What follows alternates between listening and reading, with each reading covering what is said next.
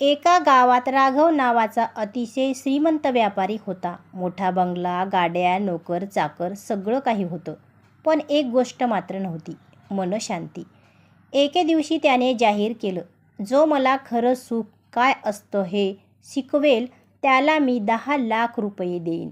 देशभरातून अनेक लोक आले. कुणी धनाचं महत्त्व सांगितलं, कुणी प्रसिद्धीचं, कुणी यशाचं.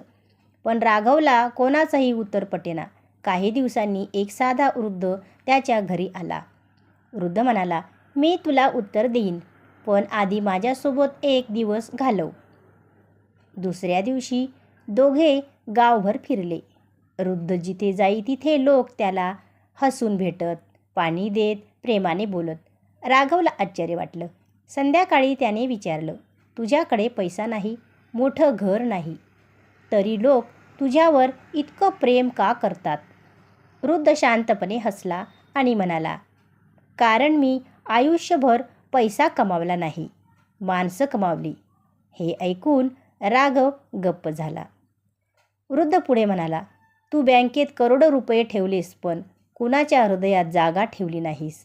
म्हणून तू श्रीमंत असूनही एकटा आहेस. त्या रात्री राघवने मोठा निर्णय घेतला. त्याने गावातील गरीब विद्यार्थ्यांना मदत सुरू केली, वृद्धांची सेवा केली, गरजूंना आधार दिला. काही वर्षांनी लोक त्याला पैशासाठी नव्हे तर त्याच्या चांगुलपणासाठी ओळखू लागले. एके दिवशी त्याने आपल्या मुलाला सांगितलं, बाळा, बँकेतील संपत्ती एक दिवस संपेल, पण माणसांच्या मनात कमावलेली संपत्ती कधीच संपत नाही.